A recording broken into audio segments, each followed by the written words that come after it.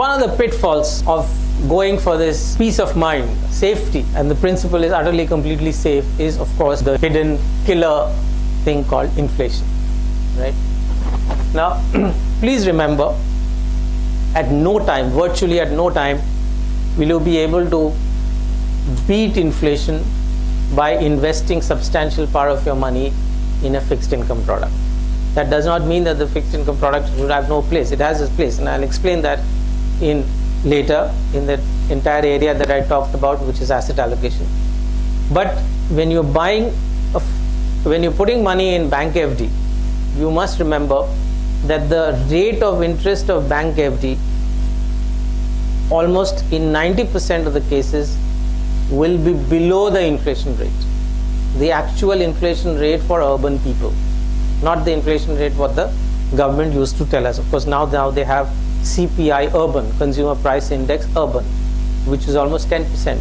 Now it's gone down to 9.73, but it was double digits. All these years the government did not admit to a 10% inflation. Now, I've not even gone to 10% inflation.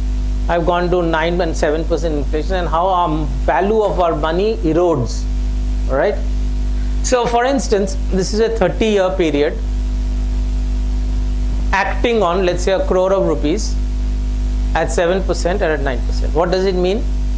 If I give you 1 crore 30 years later, if I promise to give you 1 crore 30 years later, what is it that you would be able to buy with that? What would be the value of that 30 years later?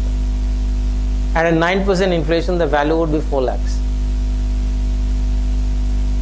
To put it differently, suppose a bypass operation costs 1 lakh.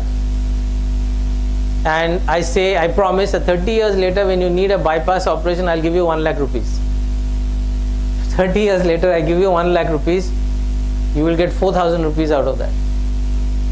The bypass operation will not happen, right?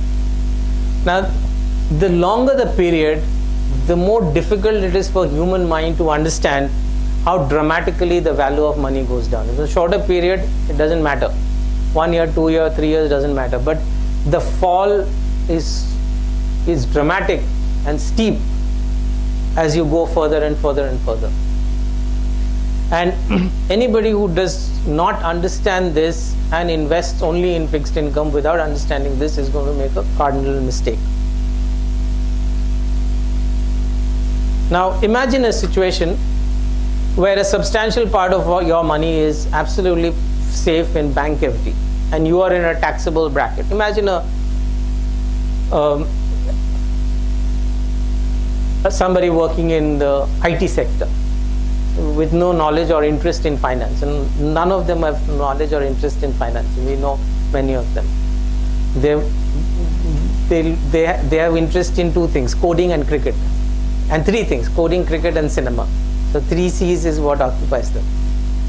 So what they do, I mean, they have some amount of money going into their EMI, going into their home loans to pay their home loans, which is another problem, but that's for a different time. Large part of the money, unconsciously, without any planning, without any thought process, is lying in the bank. And then the bank relationship manager, if he's nice, he can tell you move it to FD. If he's not so nice, he'll say buy this insurance, and that money is gone down. Assuming that the money is in FD, safe, he's earning low returns. Why? Because he's in a fully taxable kind of a situation. So on a 9%, he pays 30% tax. His return is 6.75%, 6.7%. His inflation is 10%. So 6.7 and 10% every year, the value of his savings is eroding to the extent of 2.7% year after year after year. So low returns plus high inflation, it leads him to a situation he wanted to escape, which is capital loss. He didn't want to buy equity mutual funds, he didn't want to buy stocks, he didn't want to take any risk, and yet the inflation has brought a certain risk into his portfolio, which is disastrous. Now, why I said 30 years and why am I emphasizing all this long periods of time? Because thanks to advancement in healthcare and medicine and medical sciences, people are living longer and longer and longer. So the same gentleman, at the age of 58 or 60 or whatever, he'll retire. If he's highly skilled, he might be able to continue to earn, which is a boon. If he is in the government, now those who are retiring, they are in really the golden era of any time, because they have an inflation indexed pension, which is absolute. I mean, in terms of real value of money, post retirement, they earn crores of rupees if you really add up all of that. But most of us are not. Even those who are entering the government workforce now, their money will go into new pension system, and they're not going to earn the inflation index pension. So somebody from the private sector, he will live for another 25 years. Another 20 to 25 years he'll live very easily. Most of, look around, hardly anybody, and people are getting more health conscious, right? So on the one hand, the healthcare quality is increasing and people are getting health conscious. So he retires and all his money is in FD, and now he has no income. His only income is from that, and that money has not grown. Whereas costs have relentlessly grown, not only over the past 30 years, but are going to grow at an even greater pace over the next 25 years. So for almost 30-40 years of his life, he is really hit hard by inflation, and unless he has that much more wealth, so it does not matter.